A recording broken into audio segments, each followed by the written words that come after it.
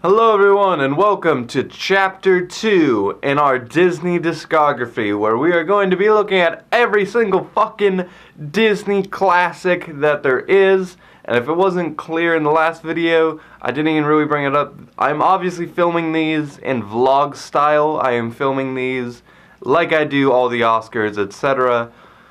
Anyway, just getting that out of the way. Today, we are looking at the good old classic Pinocchio! Pinocchio! Yeah, we're looking at fucking Pinocchio.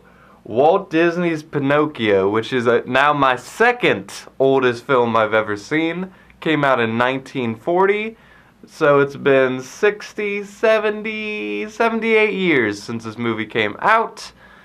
It's a little bit older than me.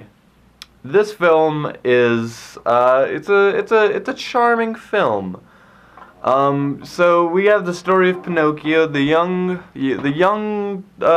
puppet who wanted to be a boy, and then he goes on a quest, and I was surprised how much of this film I didn't know about. Like, with Snow White, it was kind of just like, hey, like, I know this story even though I haven't seen the movie. With Pinocchio, I was really surprised. Like, I've played Kingdom Hearts, where Pinocchio has his own world, where you go inside Monstro. I kind of felt like I knew Geppetto and Pinocchio. Like, these are characters that, like, are quoted and told about enough that I thought I knew this story. I guess I didn't.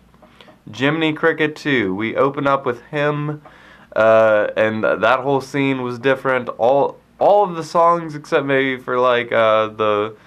When you wish upon a star, like, except for that song, I think I didn't recognize any of them.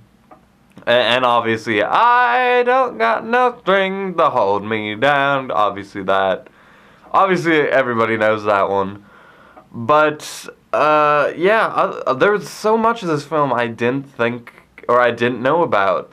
For instance, the way Pinocchio starts off as a puppet. Like, I've never seen fully puppet form Pinocchio. That was kind of like, oh, that's interesting.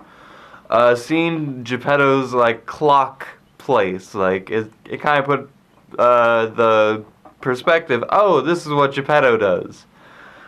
Geppetto's attitude, like, he's a very comedic character. All those scenes where he's, like, ignoring Pinocchio, or he's like, Pinocchio, you're dead, like, just leave me alone, like, stuff like that. That was all great. I think the joke is, like, he's an old man. Like, I think they try to poke fun at that. I really like Geppetto and Pinocchio's chemistry. You know, it kind of makes it better when he becomes an actual boy. He's like a sun figure. I'm sorry if I'm yawning. I didn't sleep last night. And I really like just, like, the cat and the fish that, like, somehow, like, survive this raft, and they're in and outside of a whale and all this stuff. I didn't know, like, how they got swallowed by the whale. I didn't know this whole story where Pinocchio gets robbed and is forced to become some kind of puppet. Like, he's supposed to be this dancing, like, puppet that's gonna make a bunch of money and stuff. I didn't know that story at all. I didn't know the story of Jiminy Cricket trying to find him. I didn't know how Pinocchio got these donkey ears somehow. I knew very little about this fairy princess Deus Ex Machina character. She still doesn't make sense to me. It's just like, oh, I'm the fairy godmother of this movie. Oh, ho, ho, ho. Like, I guess the other one was busy that day. It's the same fucking character. We'll get to Cinderella later. I'm sorry, I'm really tired. So, Pinocchio, you know, I really like just him as a character. Like, he's so happy and so like, oh, father. I really liked him.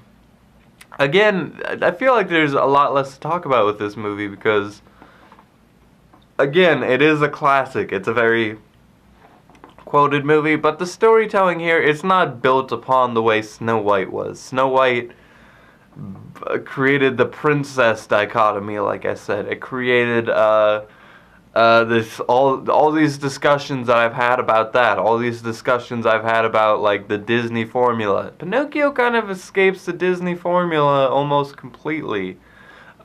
He doesn't have Buddy's sidekick character. The closest thing we have is the cat and the fish, which don't talk. There's Jiminy Cricket, I suppose, but he doesn't feel like comedic relief. If anything, he feels like the straight man to Pinocchio. So that's really interesting. And not only that, there's no like huge argument between Geppetto and Pinocchio, and there's no like weird let me be free, father. Pinocchio's just dumb. He's just got to be shown the way. You got to go to school. Like he's becoming a real boy. And when he doesn't act like a real boy, he is ironically performing like a puppet. That's when, you know, shit doesn't go his way. And not only that, like his nose gets longer when he lies. That's a great little, I love that. That's, you know, that's obviously something like I've seen 100 times over in storytelling, and I've never actually seen it before. I didn't know it grew branches and created life. There's fucking birds and birds' nests coming out of this dude's nose. I didn't know any of that. That was great. I always assumed like it would just shrink back and not like is it actually like stuck like that if he lies and like nobody helps him? Like there's no fairy angel ladies around? Like is he just like the rest of his life gonna carry this bird's nest on his fucking face? I don't know. I really would hope that's not the case. The animation on this one, you know, there was no more LSD faces, not that I saw at least. You know, and that might be because Geppetto, he's a lot more animated. Pinocchio, he's a lot more animated. There was like anamorphic characters that are like walking, talking creatures. That was different.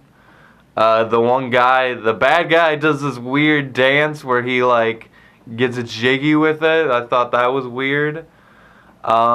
There's Monstro, which looks like a fucking beast. The whole scene where they're underwater was a precursor to Finding Nemo. Yeah, there's some stuff. There was more stuff going on with this film. I felt like I could see myself watching this over Snow White. I like the songs better in this one, and just the overall sound quality.